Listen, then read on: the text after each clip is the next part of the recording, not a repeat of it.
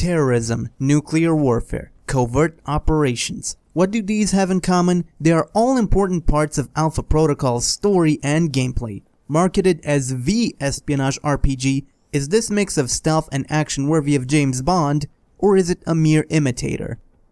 A commercial plane filled with passengers is shot down in the Middle East, and after completing your training to become a member of Alpha Protocol, your ass is mailed straight to the Middle East to get your hands on the man responsible. But surprise, surprise, things aren't quite as simple as they seem, and you get embroiled in an international conspiracy that spans the globe.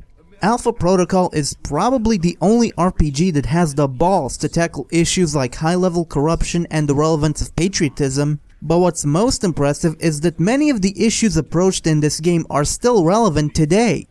And even better, the game manages to balance plot and characterization so that both are interesting. It's not very often that the game manages to make you care about both the fate of the world and the characters surrounding you.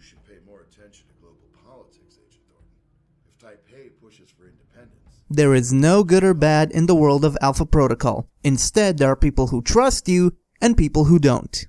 The way you talk influences others' opinion on you, and while they'll usually prefer one approach, reading them and telling them what they want to hear is key to your success. Alpha Protocol gives you a decisively different experience every time you make other choices, as it's not just about a few lines of dialogue here and there, but instead, missions can be easier or harder, and encounters can play out completely differently depending on what you've done. If you were disappointed by other games, and the fact that they offered merely the illusion of choice, Alpha Protocol should be right up your alley. Being an espionage RPG, you get to do all the cool stuff you'd expect a spy to be able to do. Being that you won't blend in everywhere carrying the distinct hamburger scent of an American, you're going to need to be able to approach situations differently. Of course, there are plenty of branches at which you can become better, but stealth is preferable, at least since it can make you turn invisible for a while. You also get perks for everything you do, and a handler bonus, depending on your reputation with him or her. One of the best things about the game is that it doesn't artificially limit your options if you haven't improved a skill. Instead, an approach will become more difficult.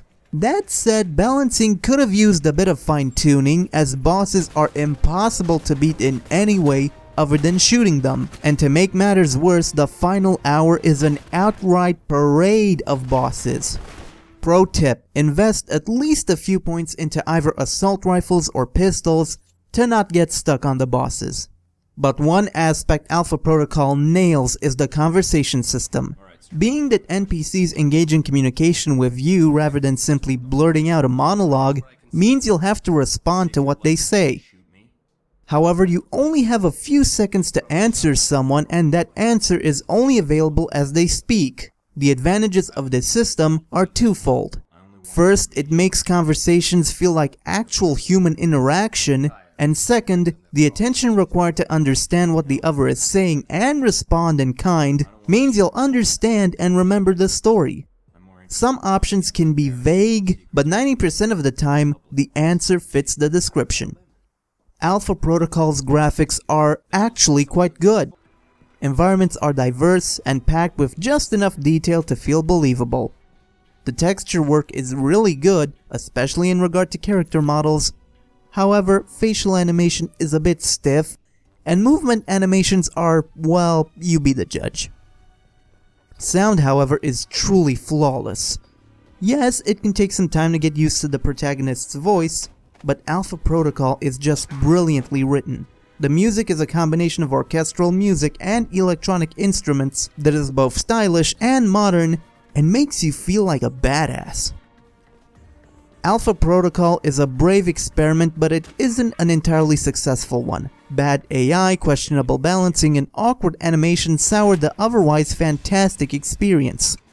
As long as you go in knowing that this is a story-driven RPG as opposed to a regular guns-blazing shooter, you'll have a great time. Ultimately, this is one successful assignment.